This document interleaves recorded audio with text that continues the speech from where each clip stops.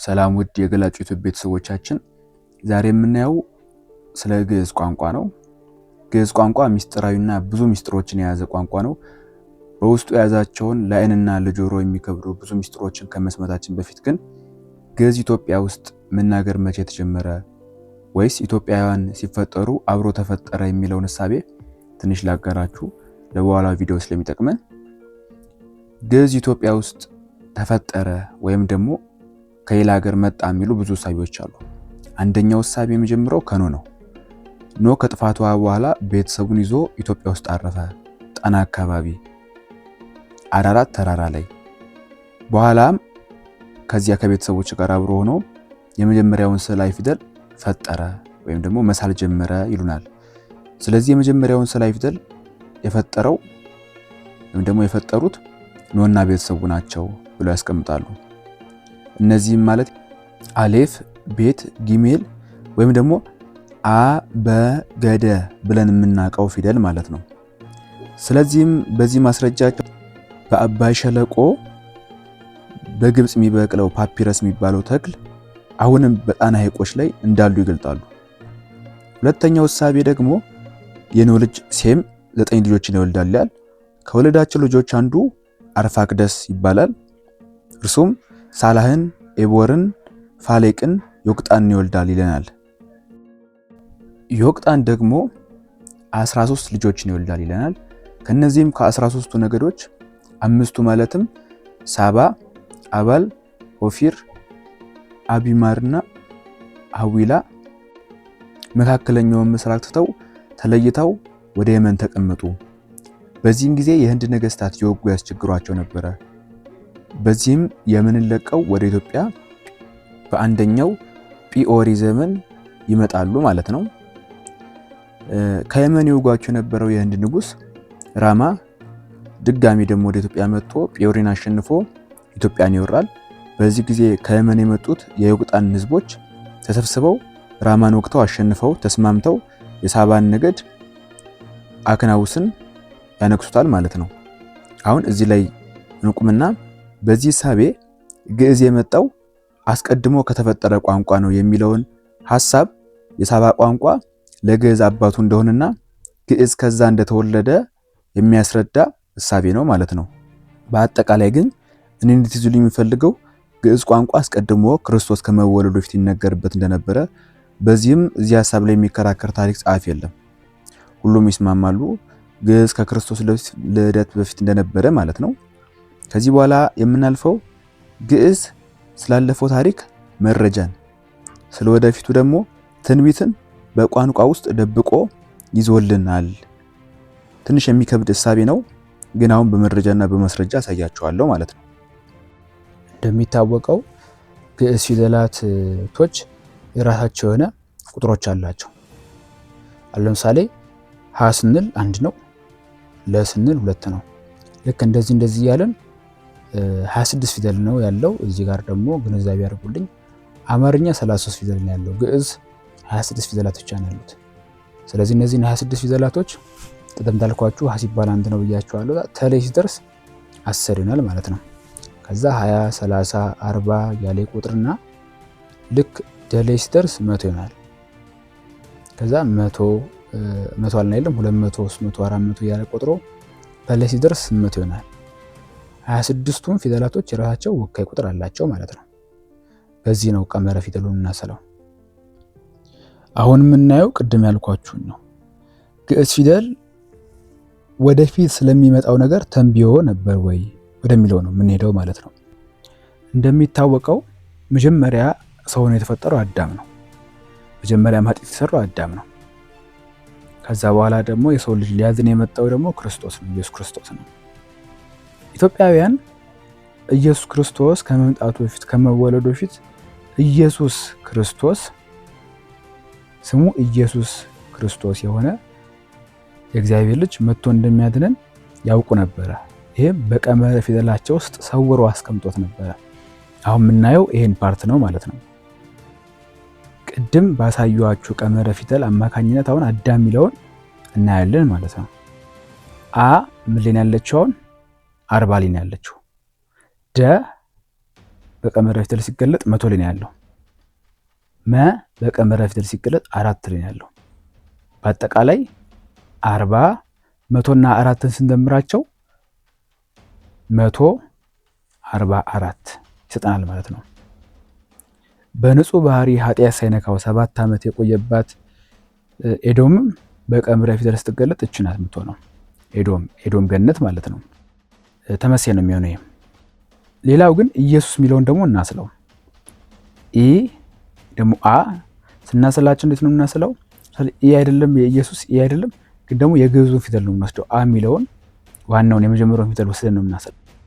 ስለዚህ አ 40 ላይ ነው ያለው፣ የ 90 ላይ ነው ያለው፣ ሰ 7 ላይ ነው ያለው፣ ሰ ድጋሜ 7 ላይ ነው ማለት ነው። በአጠቃላይ ይሄም 144 ይሰጠናል ማለት ነው። ስለዚህ አዳምን በቀመረ ፊደል ሲሰላ ኢየሱስም በቀመረ ፊደል ሲሰላ 144 ነው ማለት ነው። ኢትዮጵያውያን አዳምን ወክሎ ከኃጢአት ባርነት ነፃ ሊያወጣው የሚመጣው ኢየሱስ ክርስቶስ እንደሆነ ያውቁ ነበረ። በቀመረ ፊደላቸው ውስጥ ሰውረው አስቀምጦት ነበረ የምንለው ለዚህ ነው። እንዳያችሁት በጣም የሚገርም ነገር ነው። ግዕዝ የተፈጠረው ከክርስቶስ ልደት በፊት ነው። ነገር ግን ኢትዮጵያውያን አዳምን ወክሎ ሊያድነው የመጣው ኢየሱስ ክርስቶስ እንደሆነ ቀመረ ፊደላቸው ውስጥ ሰውሮት ነበረ። ግዕዝ ምን ያክል ትልቅ ቋንቋ እንደሆነ ይሄ በጣም ያሳያል ማለት ነው። ትንሽ ለምርምርም ይከብዳል ለአእምሮ ጊዜውን ስናስለው። ሁለተኛ የምናየው ነገር ደግሞ ግዕዝ ቋንቋ ስላለፈው ታሪክ መረጃን ይዘዋል ብዬ ነግሬያችሁ ነበረ። አሁን ወደ ሐመረ እንወስዳችኋለሁ። ይሄ ደግሞ ወደ ኖህ መርከብ ማለት ነው። ቀደምት ኢትዮጵያውያን ማይአይ እየተባለ የሚጠራው ዘመን በመጽሐፍ ቅዱስ ውስጥ በዘፍጥረት 7 ላይ የተጠቀሰው የምድር እንደገና መታደስ ታሪክ ነው ማለት ነው። አይ የሚለው የግዕዝ ቃል በቀመረ ፊደል ስንፈታው ወይም ደግሞ አይህ አይ 40 ላይ እናገኘዋለን። የን 90 ላይ እናገኘዋለን። ሀን ደግሞ 20 ላይ እናገኘዋለን። በአጠቃላይ ስንደምረው 150 ይሰጠናል። ግዕዝ ምን ያህል ረቂቅ ቋንቋ መሆኑን የቀመር ያሳየናል። ኖህ ከመርከቡ የወጣው በ150 ቀኑ ነው። ተመልከቱ ተመልካቾቻችን። አይህ የሚለው አይ የሚለው ቃል ደግሞ ይህንን የምድር መታደስ ታሪክ፣ የጥፋቷ መጉደል፣ የምስራች ዕለታትን በቀመር ቁጥር የያዘ ቃል ነው ማለት ነው። ቅድም እንዳልኳችሁ ግዕዝ ስላለፈው ታሪክ መረጃን ይዟል፣ ስለወደፊት ደግሞ ይተነብያል። መላካዊ ቋንቋ ነው ስንል ጸጥ ብለን አይደለም። እዛም ሊያስፍለው የሚችለው አሁን ቅድም ያየነው የአዳምና የኢየሱስ ክርስቶስ በጣም የሚያስገርም ነው። ልክ እንደዚህ ሁሉ ደግሞ ወደኋላ ታሪክን የያዘ ቋንቋ ነው ማለት ነው። ሶስተኛ የምናየው ነገር ደግሞ ጥበብ የሚለውን ቃል ነው። እንግዲህ ጥበብ የሚለውን ቃል በቀመረ ፊደል ስንተረጉመው አስደናቂ ታሪክ ይዞ እናገኘዋለን። አሁን ለምሳሌ በስንት ላይ ያለው 300 ላይ ያለው በ9 ላይ ድጋሚ በ9 ላይ ስንት ይሰጠናል ማለት ነው? 318። ተመልከቱ የጥበብ ቁጥር በቀመረ ፊደል 318 ነው።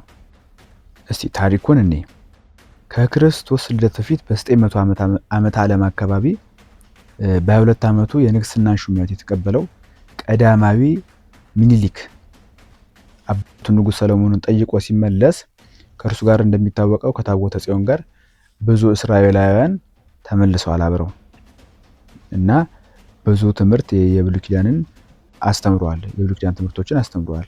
እነዛ የመጡት 318 እስራኤላውያን ነበሩ ይባላል። እነዛ እስራኤላውያን ደግሞ ከዕብራይስጥ ወደ ግዕዝ በመተርጎም ከፍተኛን አስተዋጽኦ አድርጓል። የተለያዩ መጽሐፍትን ማለት ነው። በህዝቡ ልቦና ውስጥ የተለያዩ የብሉያት ትምህርቶችን እንዲሰርጹ አድርገዋል። ጥበብ የምትለው ቃል በብሉይ ኪዳን እንዲህ ያለ ታሪክ ሲኖራት በሐዲስ ኪዳን ደግሞ ከሰለስቱ ምዕት ጋር ተያይዞ ትነሳለች። ምንድነው? በኒቂያ ጉባኤ አርዮስን ያወገዙት ጳጳሳት ቁጥር በአጠቃላይ 318 ነበሩ። ከዚህ ጋር ደግሞ ከቅዳሴው ጋር የማያይዝላችሁ አንድ ነገር አለ። ቅዳሴው ላይ አስተውላችሁት ከሆነ ጸልዩ በሀበዛት የሚለው ዲያቆኑ በዜማ ካለ በኋላ ምዕመኑ ከተቀበለ በኋላ መልሶ ዲያቆኑ ንበል ኩልነ በጥበበ እግዚአብሔር አውሶ ጸሎተ ሃይማኖት፣ ጸሎተ ሃይማኖትን እንበል ሰለስቱ ምዕት በጥበብ እግዚአብሔር ያስደረሳቸው ብሎ ወደ ምን ይላለን ማለት ነው? ነአምን ብሎ ይገባል። የሰለስቱ ምዕትን ጸሎት ማለት ነው። ስለዚህ ከላይ ምን ይላል? በደንብ አስተውሉት። በጥበበ እግዚአብሔር አውሶ ጸሎተ ሃይማኖት። ሰለስቱ ምዕት ኒቂያ ላይ አርዮስን ያወገዙ ስንት ናቸው? 318ቱ ሊቃውንት። የጥበብን ቀመር ስንፈታው ስንት ነው? 318። በጥበበ እግዚአብሔር አውሶ ጸሎተ ሃይማኖት። ጸሎተ ሃይማኖትን የደረሱት እነማን ናቸው? ሰለስቱ ምዕት ናቸው ማለት ነው። ንበል ኩልነ በጥበበ